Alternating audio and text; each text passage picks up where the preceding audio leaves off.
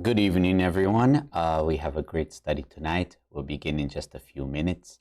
Um, Today, we're going to be finishing up reviewing from last week, and we're going to start a whole new article, a greeting that we received from Masaki-sama this week, A Boundless Love. This is great material, also answering many of the questions that many people have had these past few days. So, looking forward to this study session. Just ask that you wait a little bit until we begin. Thank you.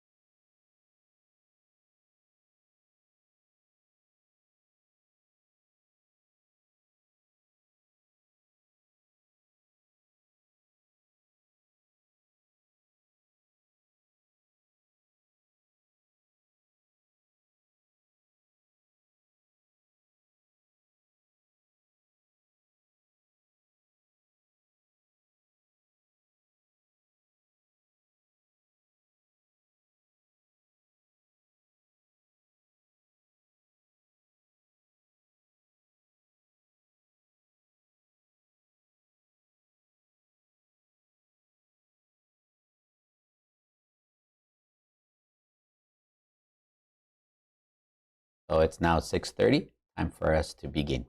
As always, before anything we do, before any study session, before any prayer, let us, in the name of Messiah, which is one with Meishu-sama, return to heaven that exists in the center of our souls and surrender all of ourselves, everything that we experience tonight, all the thoughts, all the feelings, all the questions.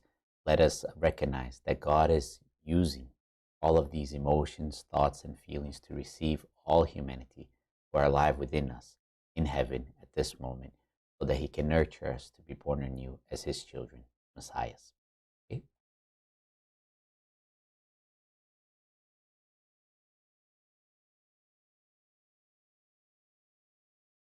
Let us begin with the sacred oath. Sacred oath. With great fear of God, we acknowledge that the Lord God is our true Father, the one and only God. We revere Meishu-sama as the model for all humanity and as our own example to follow. Meishu-sama, who was born anew as a true child of God, Messiah, by receiving the divine will that God accomplished in heaven. We believe that Jesus Christ, who 2,000 years ago embodied the name of Messiah, the name most holy and high, is serving the Lord God in unity with Meishu-sama. We regard the messages of Kyosho-sama, who reveals to us the will of Meishu-sama in this material world, as the sole, absolute, irreplaceable foundation in advancing our mission here on earth.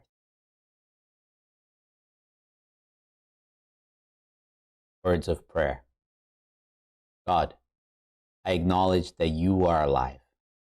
Within me, you are alive. I thank you for nurturing me to be newly born as your child. May this blessing be shared with all. In the name of Messiah, which is one with Meishu-sama, I surrender myself to you. Please use me as you wish. So this is the hymn that I chose for the study today for us to keep in mind. The unrighteous are weak, for they cannot overcome sins and temptations that befall them. Meishu Sama. The unrighteous are weak, for they cannot overcome sins and temptations that befall them. So as we were studying during last week and during the morning services also, right? For us to be able to overcome these temptations, these sins, we must seek God, right? We must recognize that God is justice. And we can only overcome this through God, through the word Messiah, right? Which has the power to overcome any of this. So along with this hymn, we also have the sacred word that was published fairly recent. I believe it was this past month, the battle between good and evil. So that was a topic of our study also tonight. But since we just received this very fresh greeting from Masak Sama, I kind of shifted that, and we'll do that at another time. And today we'll focus on the greeting from Masak Sama. Okay?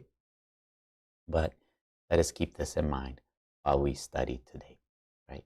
To be truly God-centered, as Meishu Sama said, live a truly God-centered life, which is what Meishu Sama wanted the most, is the only way to overcome all of these temptations and feelings of sin that come upon us. We're going to see this in the material also that we have selected for today's study, which has been split up into maybe it's probably going to be 2 or 3 study sessions, just to make sure that we can really go into it and study it, absorb the most possible out of it.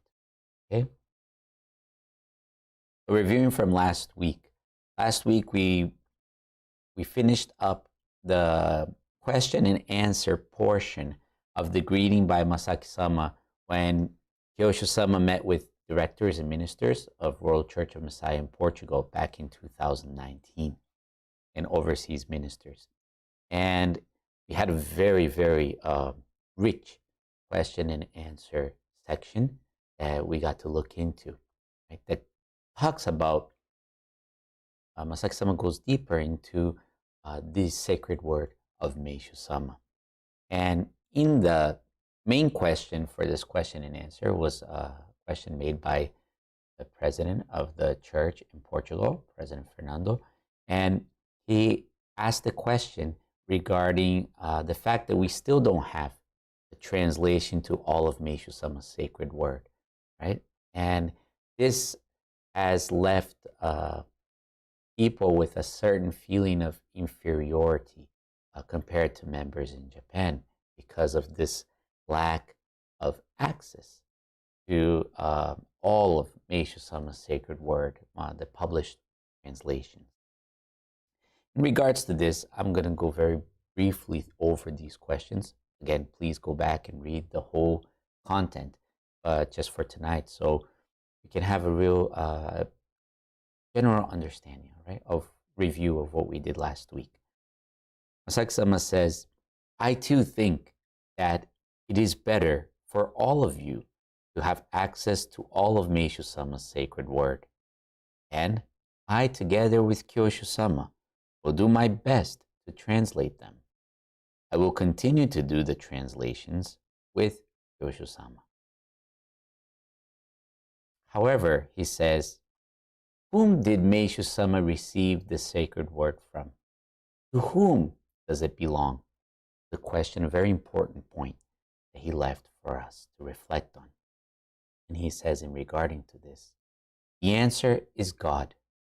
God prepared his sacred word and bestowed them on Meishu Sama. I believe this is the most important point because the sacred word comes from God. He exists within us. Not only within Meishu Sama, God exists within us. And the sacred word of Meishu Sama comes from God. We need to acknowledge this point before anything else. As I mentioned last week, this is a very deep point for me because for many years, right, I used to look at the fact that Meishu Sama received this revelation, right, these sacred words from God. but it was something um, only reserved for Meishu-sama. But here we can see how much deeper meaning of God's sacred word is, because God also exists within us. And these sacred words came from God, right? And God exists within us. So the sacred word of God also exists within us. That's a very important point for us to reflect on, right?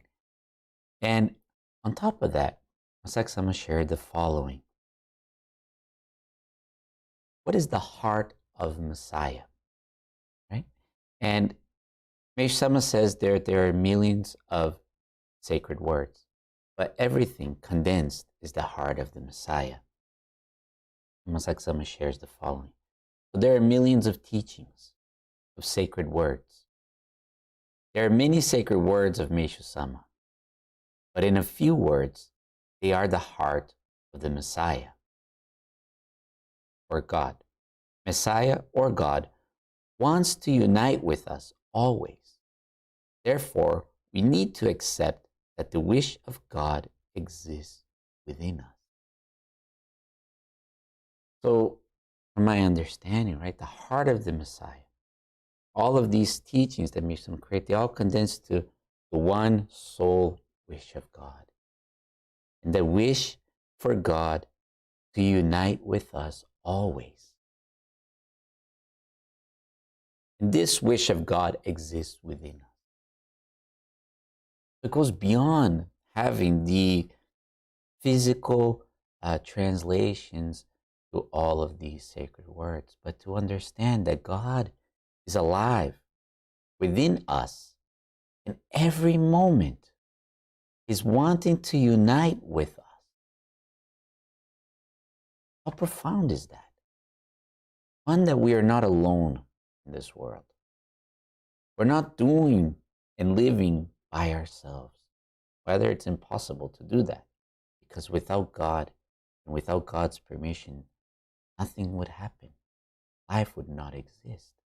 The very life of God flows through us, sustains us.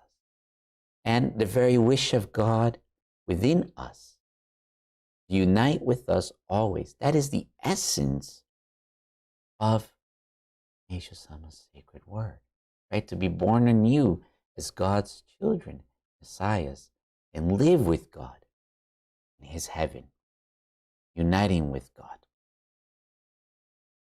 He also brings another very important point for us to reflect upon this question. He says, another point is the God that exists within us perfect or imperfect? God perfect or imperfect? He's perfect, is he not? We are always completed by him. If we think we cannot receive God's wish completely because we do not know the entirety of Meishu-sama, God might say to you, you do not accept me? You do not believe I am perfect? So you might think, I am not receiving Meishu-sama's wish in its entirety.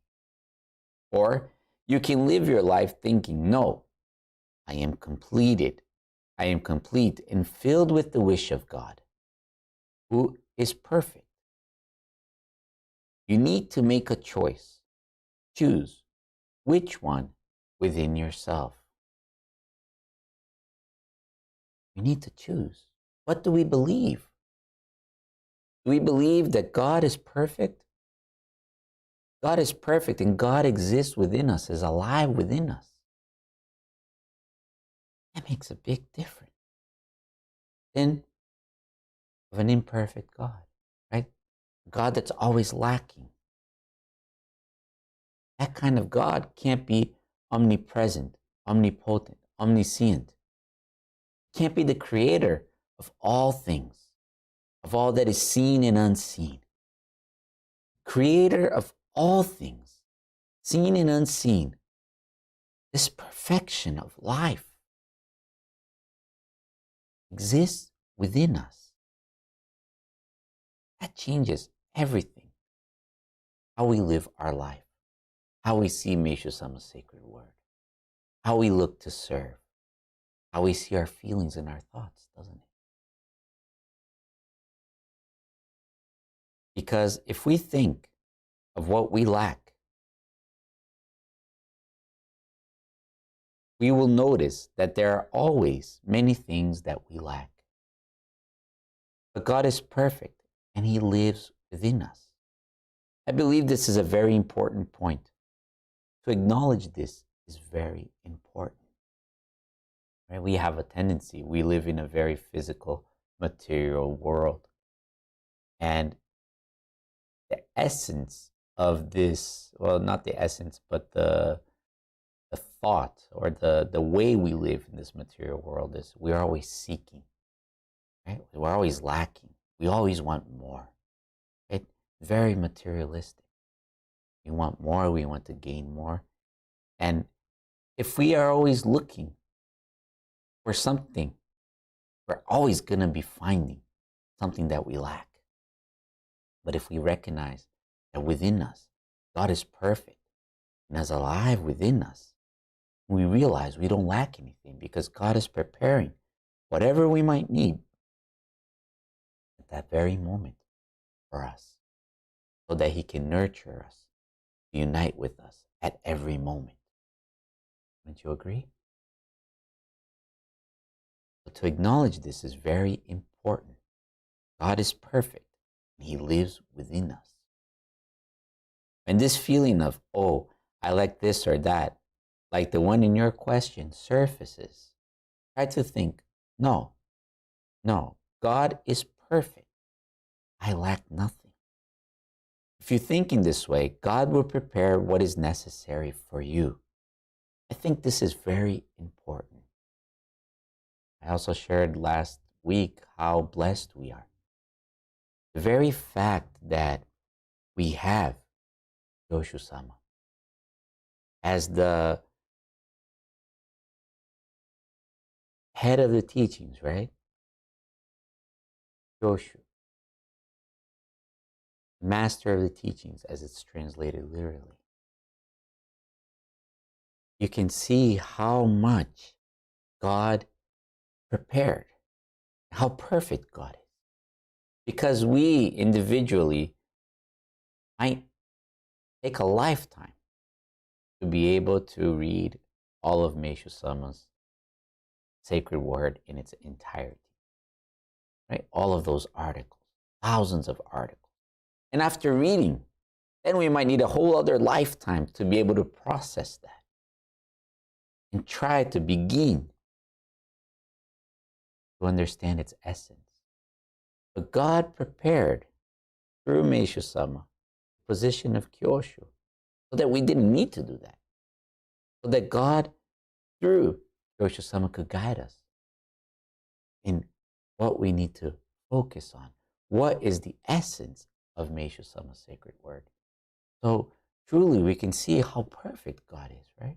God not only existing within us, but within the center of our church to lead the divine plan, as Meishu-sama said when he created this position of Kyoshu. Right? This is why we give such emphasis in Kyoshu-sama's guidance, Masaki-sama's greetings. Because for us to be able to really comprehend the essence of Meishu-sama's sacred word, it is vital that we do it through the lens of what Kyoshu-sama is guiding us. Or else it's just limited to our interpretation of what we think and what we would like, not really the essence of what Meishu-sama prepared and is sharing with us every moment. So, like I said last week, right, the very fact that we have the who we are is the essence of all of these Meishu-sama's sacred words in a few paragraphs.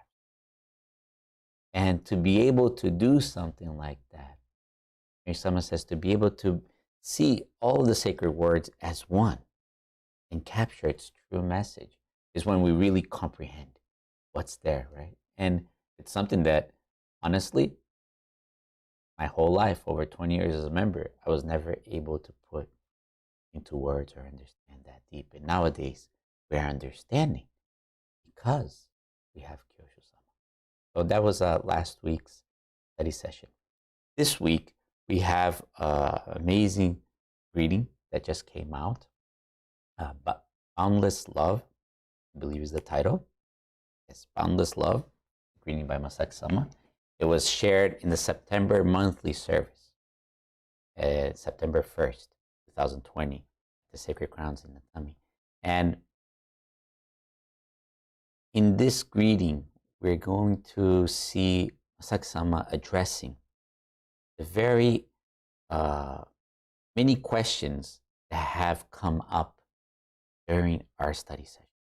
Many questions are being addressed in that, right? So the 3 pillars of salvation, Beret, nature, farming, art, right? What does that mean to Meishu-sama? Why did Meishu-sama leave us that? Why did Meishu-sama share that with us, right? What is the true essence of why we're here?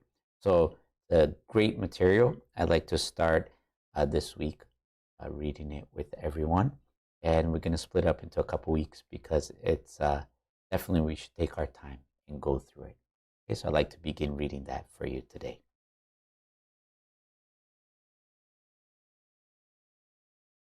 So, greeting by Masaki-sama, Boundless Love, September monthly service, September 1, 2020. Meishu-sama left us a number of matters, in particular, what we came to call the 3 pillars of salvation, Dorei, nature farming, and art. We have placed importance on these matters until today, haven't we?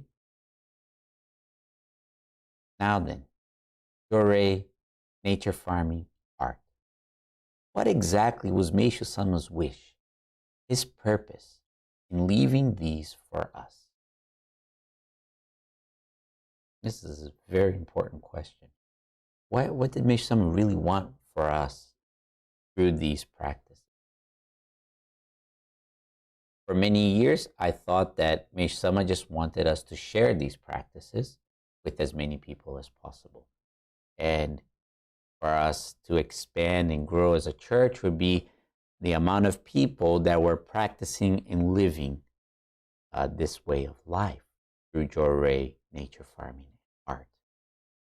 But nowadays, I can see how much superficial that understanding was. And today, I think that this becomes really clear through Masaki-sama's greeting. He continues. When we say nature farming, we think pesticide-free. In today's world, there's an increase in what we call pesticide-free, natural, or organic production. Related to that, we hear about toxins in medicine. Even in today's world, if you developed a fever, a regular doctor may not give any medicine and say that it is better for the fever to take its course. I believe this kind of thinking is gradually increasing. With Jorei, too, we think about raising the hand to heal, that the hand has the power to heal. While not called Jorei, through energy healing and things of that nature, it is often said that humans have that kind of power, and that by raising the hand, the body becomes well. I believe there's a growing acceptance for these kinds of concepts by the general public. Really today we can see, right, so many different methods of organic or pesticide-free farming. So many different healing groups that exist, different ways to bring about this kind of healing result, right? Extraordinary. Compared to Meishu-sama's time, I think it's for a person at that time to think that the world would be so open to these concepts today would be unfathomable at that time. But today, for us, it's become so common, has it not? Or when we talk about art, we think about flowers. Even in today's world, we hear about people arranging flowers and how those who look at them are comforted. In so many schools, right? So many different styles of flower arranging, right? Of appreciating art. Are there not? Or art in itself, a work of art. It is common to hear that artworks are necessary for the cultivation of emotional development. So, does the increase of these ways of being mean that Meishu Sama's purpose in leaving Jorei, nature farming, and art is being fulfilled?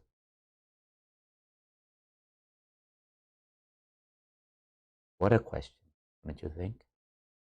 Like I mentioned at the beginning, before I started reading, I used to think that when all people were practicing this is what Meishu Sama's purpose was. Meishu Sama's purpose was being fulfilled. If the whole world were to be practicing Jorei, nature farming, and art, the increase of this concept. I do not think so by any means.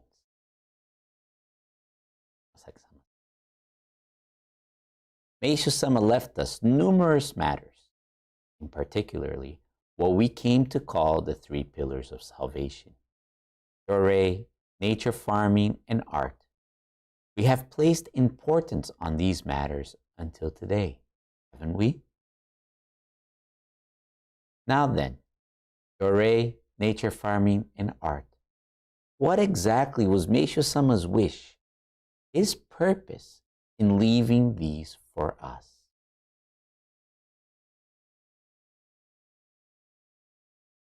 This is the most important question, I think, right? And I think it's a question that we've gotten many times in our studies. I've received them indirectly, I've received them live, right? If we are to practice what Kyoshu-sama is saying now about Sone, right? Because Kyoshu-sama has been reminding us that Sone is more important, as Meishu-sama says. We're no longer, Jorei is not as important now. We're in the age of Sone.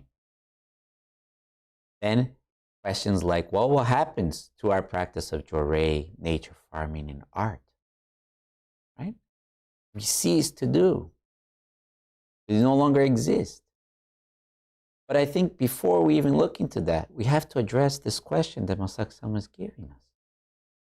What exactly was Meishu-sama's wish, his purpose in leaving these for us? Wouldn't you agree?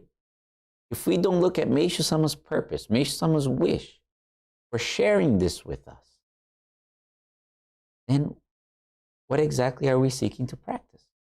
Are we not seeking to practice Meishu-sama's wish? But we have to ask, what was Meishu-sama's wish? His purpose in leaving these for us? When we say nature farming, we think pesticide-free.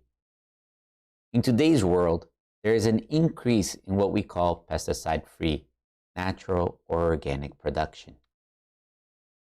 Related to that, we hear about toxins in medicine. Even in today's world, if you develop a fever, a regular doctor may not give any medicine and say that it is better for the fever to take its course. I believe this kind of thinking is gradually increasing. With Jorei, too, we think about raising the hand to heal, that the hand has the power to heal. I think we repeated, I'm sorry. While not called Jorei, through energy healing and things of that nature, it is often said that humans have that kind of power, that by raising the hand, the body becomes well. I believe there is a growing acceptance of these kinds of concepts by the general public. When we talk about art, we think about flowers. Even in today's world, we hear about people arranging flowers and how those who look at them are comforted. or art itself, a work of art. It is common to hear that artworks are necessary for the cultivation of emotional development.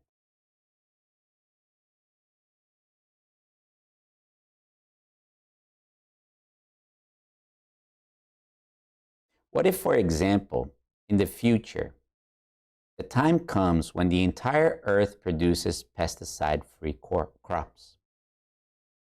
Everyone says pesticide-free crops are better for the body. They are good for one's health. Oh, how great! With this, humans are living longer. But if that were only to be better human health for the good of the human body, and if God did not exist in the picture, I do not think Meishu-sama would be happy at all. Right? If these methods were just to increase and better our lives, then, without us recognizing God, they are meaningless. Meishu-sama didn't show us these practices for us to focus on the practice, but to focus on God.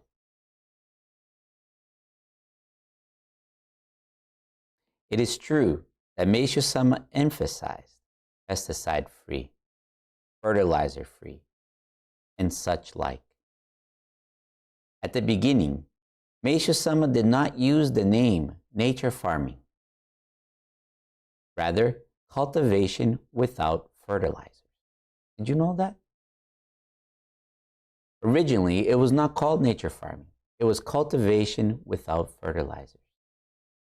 But what he was asking us throughout was, who is cultivating the crops? The fertilizer or God? Through nature farming, he was asking us this question. By us removing the fertilizer, we can see that it's by the power of God that nature evolves, right? That those crops are being cultivated. Wouldn't you agree? With no added power, no added strength, just by the power of God. Maybe someone was trying to show us God being alive. The growth of crops, is it because humans use fertilizers that crops grow and humans can eat those crops? It is not that.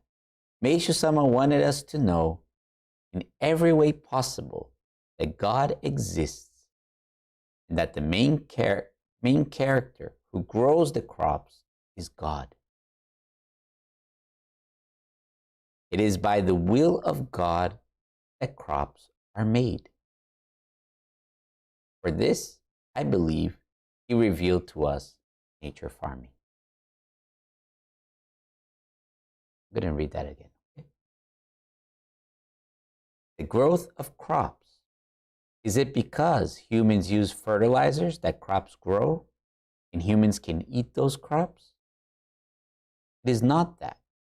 Meishu-sama wanted us to know in every way possible that God exists, that the main character who grows the crops is God. It is by the will of God that crops are made. For this, I believe, he revealed to us nature farming. It is by the will of God that crops are made.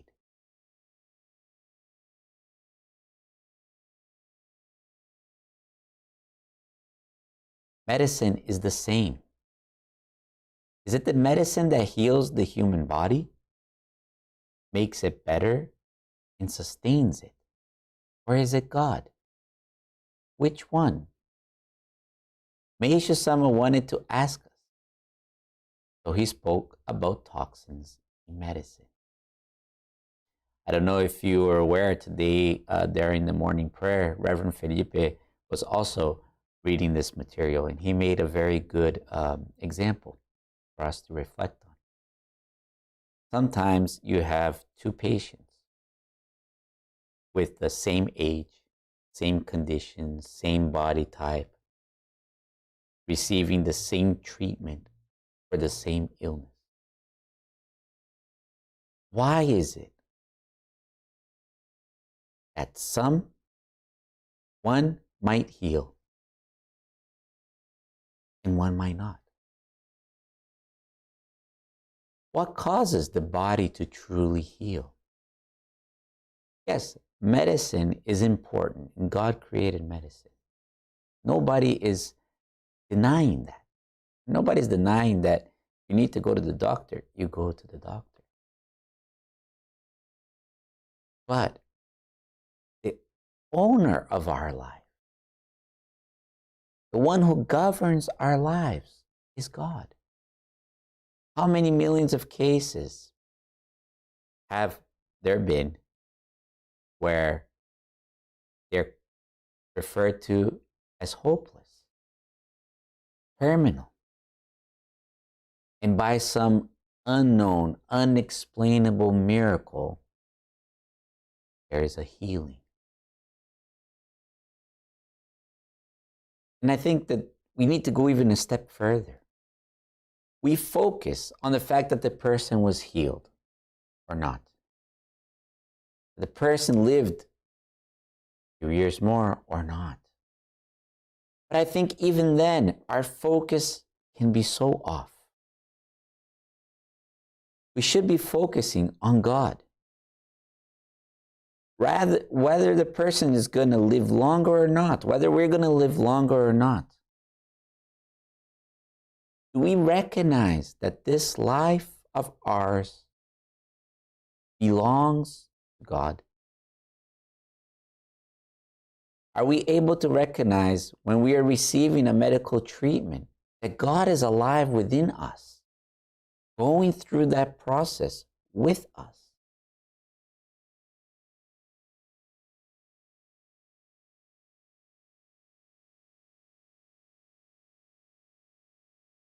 Going a little bit off the script here, but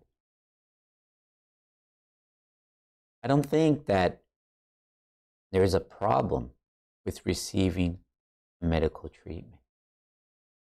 I think that the problem lies in thinking that our life will be governed by that treatment.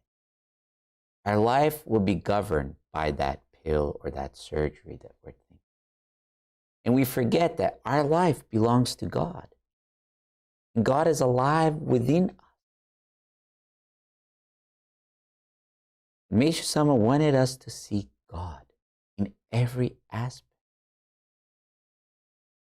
In nature farming, it's very clear, right? If you pull your strength away and you just let nature take its course, you can see this life and energy of God nurturing all of nature. That's the same life and energy nurturing us. Only what are we being nurtured for? What does God want from us? How to serve Him? I think that's the question we have to start asking ourselves more. So, as Masak Sama says here, Meishu Sama wanted to ask us, right? Who's sustaining us? The medicine that heals the body, makes it better and sustains it? Or is it God? Which one? Meishu Sama wanted to ask us. So he spoke about toxins in medicine. Or how about Jorei? He said that Jorei can be proven by science. Through the raising of the hand by a human being, they have this power to heal. And the human body gets better and little by little lives longer. But that is not what Meishu Sama meant. What he meant when he said Jorei can be proven by science was that God exists. God can be proven. He said this with absolute conviction. He wanted to show us that science can most definitely prove the existence of God. In today's world, we live very polarized ways of seeing the world, right? Where spirituality, faith, religion is one end of the spectrum and science is another. Is it not? And either you believe in science or you believe in God. Right? You have to choose. Which one is it? Are you for evolution or are you for creation?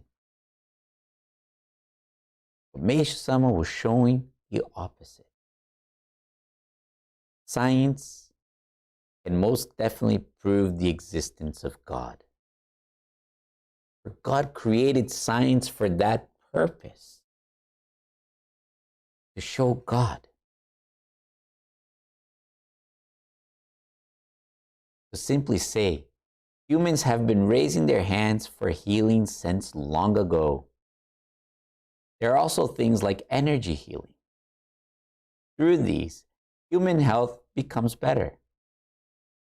Has no meaning to Meishu-sama. Through Jorei, Meishu-sama wanted to prove through and through that God exists. The fact that human health becomes better through Jorei has no meaning to Meishu-sama. He wanted to show that God exists. Not just a healing. Not just a better physical condition. When I was in college in Japan, I took some classes in religious science and history, and I was really kind of shocked when I realized that this concept of raising a hand for healing existed centuries, maybe thousands of years ago. For many years before I studied in university, I thought that Jorei had been a creation, something that Meishu-sama came up with. Meishu-sama found out how we could do that. But we see all these different modalities nowadays practicing this healing technique. And we see in history, in many different cultures, in religions, that the raising of the hand brings about a healing. But what Meishu-sama wanted to show with Jorei was not just another method of healing, but a method that proves God exists. Meishu-sama wanted us to focus on God. This goes for flower activities too. Even if many people were beginning to arrange flowers and say, this is comforting. Oh, flowers are beautiful. Humans are amazing existences. I think this would bring no joy to Meishu-sama. Let's look at that thought process, right? Flowers are beautiful. Flowers are comforting. Humans are amazing existences. The center of this kind of thinking is centered on human, not centered on God. What's pleasing to us humans, what we like, what's good for us, how we enjoy. But where's God in that picture? I think this would bring no joy to Meishu-sama. Why? Meishu-sama said in his hymn, "Oh God, every time I see beautiful flowers, I think of you. I think of how masterful you are and how marvelous yet mysterious your skill is." Look at the difference in Meishu-sama's point of view when he admired a flower. He was not admiring the flower. He was seeing God. Every time I see beautiful flowers, I think of you, God. I think of how masterful you are and how marvelous yet mysterious your skill is. When we look at a flower, not just to admire that beauty of the flower, but as Meishu-sama, pondering, reflecting, and remembering God alive within us. I think they're two completely different ways of seeing a flower. The regular, common way nowadays where we just enjoy its beauty, enjoy it changing the atmosphere around us. And then the other one, like Meishu-sama, seeking God through that flower. Oh God, every time I see beautiful flowers, I think of you. I think of how masterful you are, and how marvelous yet mysterious your skill is. Each time he looks at a flower, he thinks of God's divine skill. He felt God's skill that could not be expressed in words.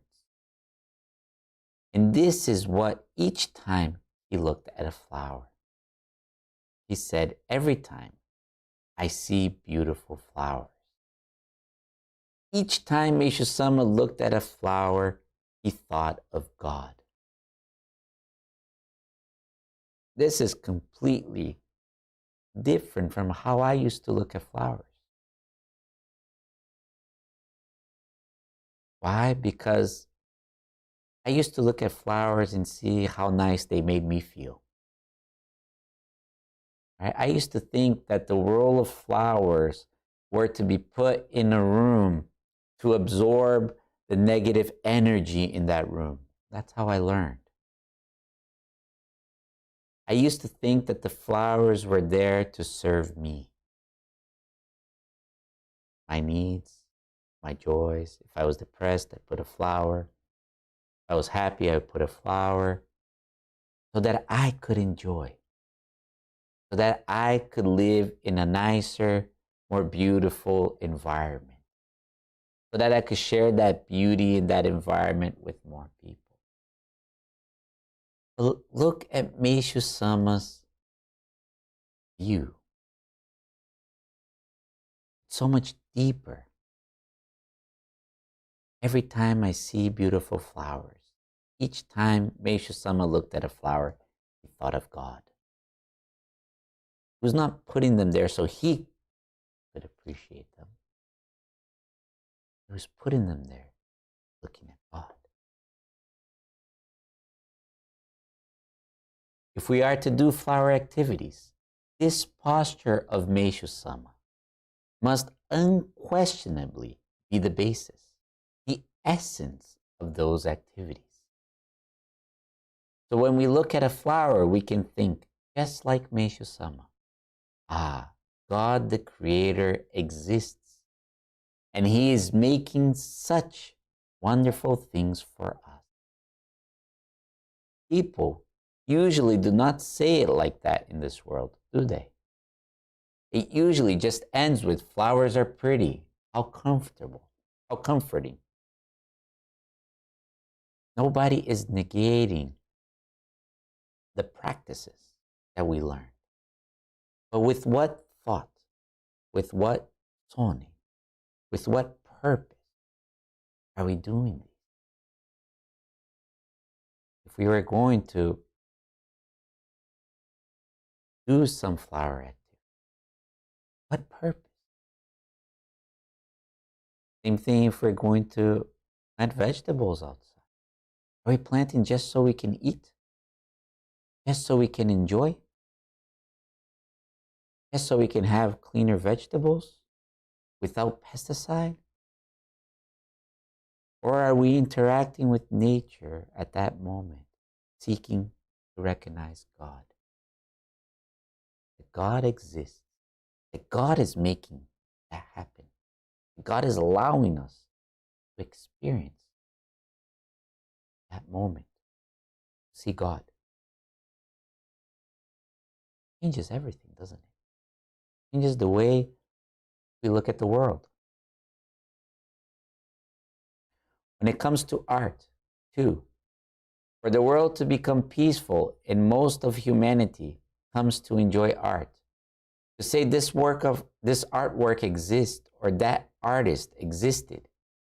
To learn and enjoy art on a human level is not the reason why Meishu Sama revealed to us the activity of art. Meishu Sama was showing us art at a divine level, not to enjoy on a human level for our pleasures, to enjoy the artist or the art piece. Much deeper than that. Meishu Sama says in one of his hymns, I will collect all artworks that exist in the world and show you what the innermost part of heaven looks like. Who's the innermost part of heaven? Is it not God? Meishu Sama was collecting all this artwork to show us God. Was he not?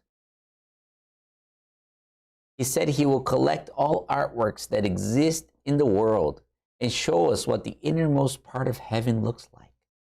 Meishu Sama wanted to teach this to us. That is to say, he revealed to us the activity of art to teach us that heaven exists within us. It was not for us to know art, appreciate it, or be healed by it on a human level. Meishu Sama was showing us heaven itself within us. That's where Meishu Sama wanted us to focus. For many years, I used to go to museums and enjoy the art, enjoy the artist. I used to, as many I believe that by enjoying good art, I would elevate my soul. It was beneficial to me in a human level, in my own personal level. But Meishu Sama was showing us heaven, that heaven exists within us. It was not just for us to appreciate it or know art in a human level.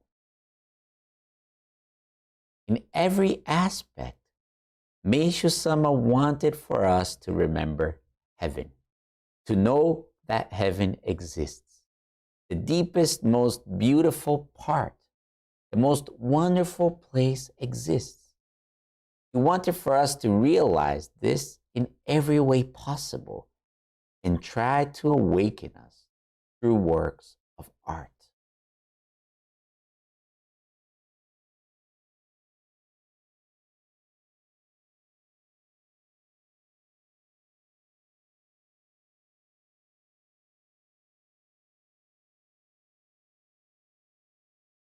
I always thought, when I thought about art, that heaven was a place of art, right? A place of beauty. And I always thought it was a place for my enjoyment, right? For the world's enjoyment. But that was now looking through this reading from Masaki-sama and from Kyoshi-sama's guidances, it's become clear that the order of importance was inverted to me.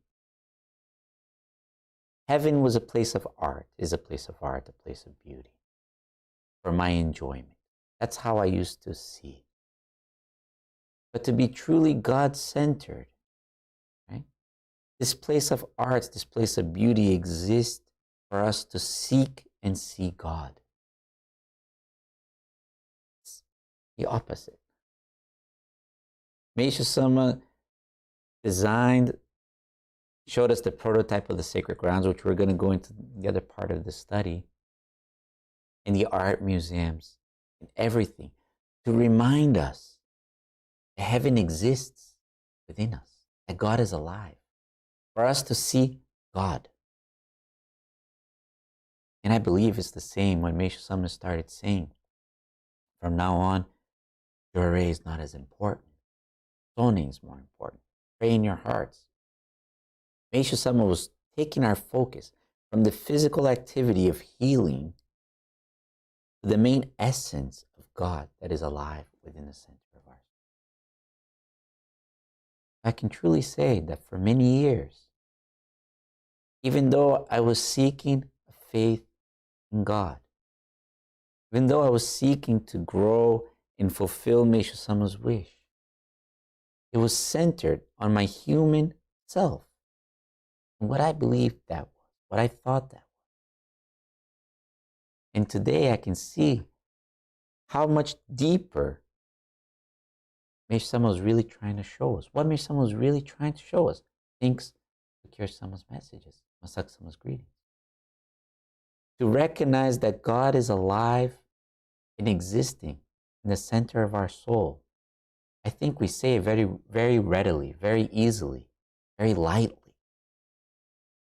But that's a very, very, I think, difficult point to grasp in all levels.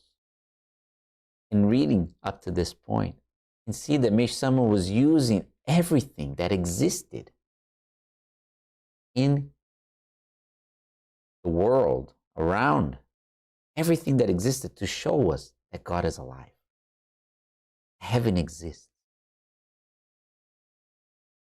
And if Meisha Sama needed to show us through all these things, through art, through nature farm, through your ray, that God is alive,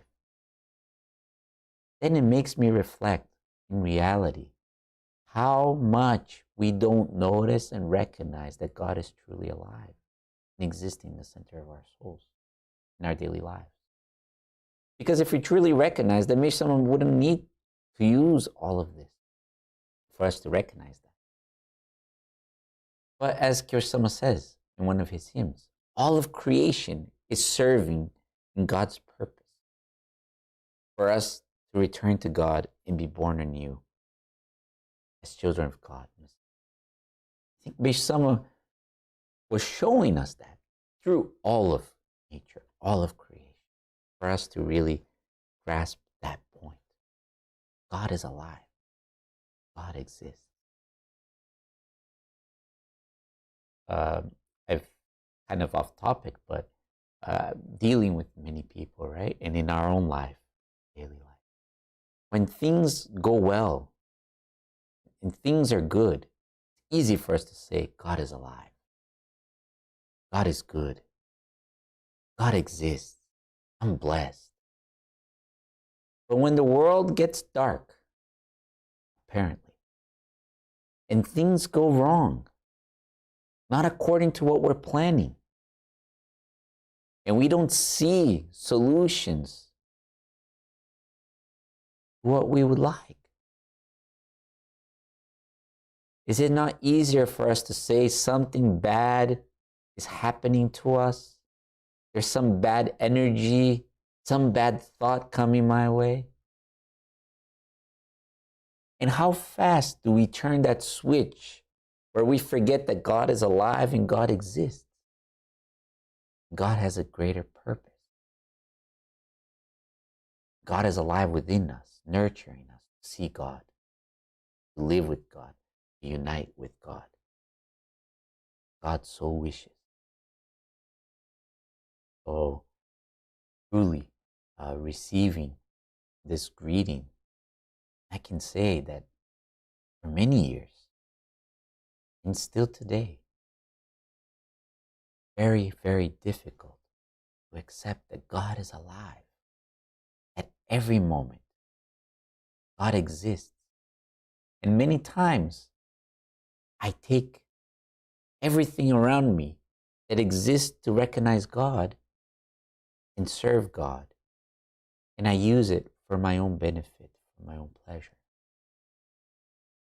The very fact that we lived our day today and we went about our business. How many times do we stop to recognize that God is alive and that everything around us exists for us to see God and return to God and serve God through that process? Or how many times did that go blank?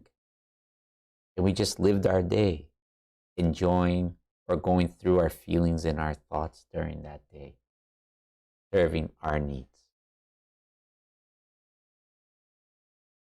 So we can see how much Mesh-sama wanted to show us that God exists through everything. It was not just an idea of increasing the number of people practicing these activities. Much more. It is much more. And how great our mission is right now to pass this on. I'm going to stop here today. We have another maybe 2 studies to finish this, probably 1.5. So look forward to everybody next week where we continue, where we picked up today. This material is on our website. It is on Facebook. It's also, it was revised just yesterday. We received a new copy. It's been posted already on our site.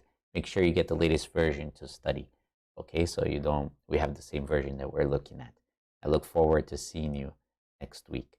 Thank you very much. Have a wonderful evening.